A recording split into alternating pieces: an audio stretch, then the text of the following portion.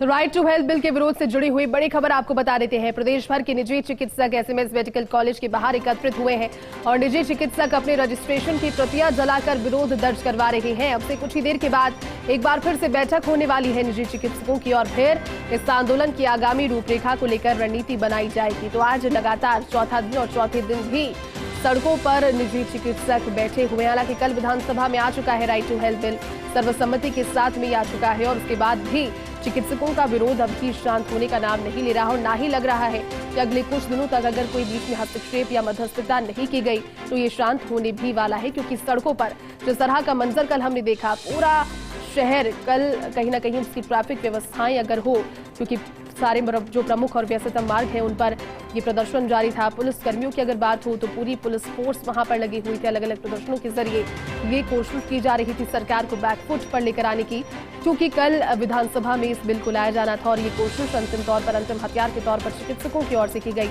इस दौरान पुलिस और चिकित्सकों के बीच फिर से हाथापाई की नौबत बनी, माहौल गर्मा गया और अंततः समझाइश के बावजूद जब चिकित्सक वहां से नहीं हटे तो फिर वाटर कैनन का भी पुलिस ने इस्तेमाल किया आखिरी हथियार के तौर पर। तमाम सारी कोशिशों के बावजूद जब राइट टू हेल्थ विधानसभा में आ गया तो अब चिकित्सकों का क्या रुख होता है इसको लेकर आज अब से कुछ ही देर के बाद बैठक होगी और फिर रणनीति बनेगी।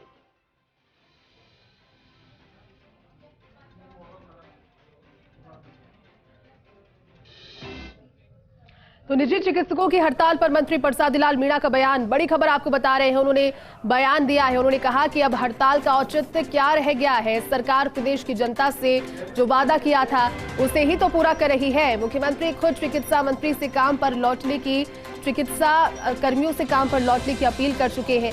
सर्वसम्मति से बिल पास हुआ है, बिल में संशोधन की कोई गुंजाइश नहीं है। ये बड़ी बात उन्होंने कही, क्योंकि कल भी जब विधानसभा में आया था उससे पहले भी सवाल के जवाब जब वो दे रहे थे उससे पहले कई बार उन्होंने कहा कि डॉक्टर्स की एक पूरी कमेटी उनके साथ में मौजूद रही थी और उन्होंने बाकायदा उसे पढ़कर जो जो बिंदु बताए सरकार ने सभी में संशोधन किया। मांगे मानी गई थी, तब वो राजी थे, लेकिन अचानक से फिर अलग अलग मुद्दों को लेकर के फिर ये एक वास्तविकता से परे रह करके इस प्रदर्शन को किया जा रहा है। लेकिन अब हड़ताल का औचित्य क्या रह गया, ये कहना था चिकित्सा मंत्री का। चिकित्सकों की हमने सारी बातों को माना है। चिकित्सक की एक भी नहीं कह सकते हमारी इस बात को नहीं माना। तो चिकित्सकों का हड़ताल पर जाना, बेवजह जाना, निश्चित रूप से उनको सोचना चाहिए कि जो हमारे जो मांगे की थी, चीफ सेक्रेटरी लेवल से की थी, सीएम साहब से मिली थी, पहली बार किसी एसोसिएशन के डॉक्टर्स को हमने स्टेट लेवल और डिस्ट्रिक्ट लेवल की कमेटी में रखा है।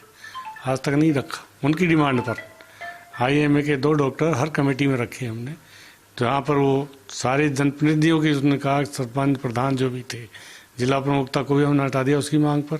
फिर उसके बाद स्ट्राइक पे जाना ठीक न्यायोचित नहीं है। उन्होंने जो कहा वो माना, सरकार ने वही किया जो डॉक्टर्स ने कहा। कानून बन गया तो सबको मानना पड़ेगा, कानून की कोई अवहेलना नहीं कर सकते। इसलिए कानून बन गया, विधानसभा ने पारित कर दिया, सर्वसम्मति से पारित किया है।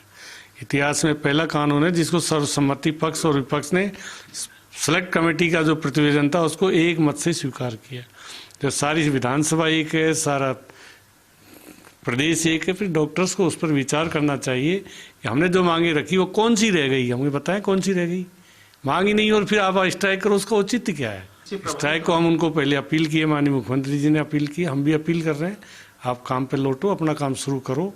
और हम किसी डॉक्टर को परेशान करना चाहते हैं, ना किसी चिकित्सालय को। हम प्रदेश की जनता से जो वायदा किया मुख्यमंत्री जी ने, हम उसको पूरा करना चाहते हैं।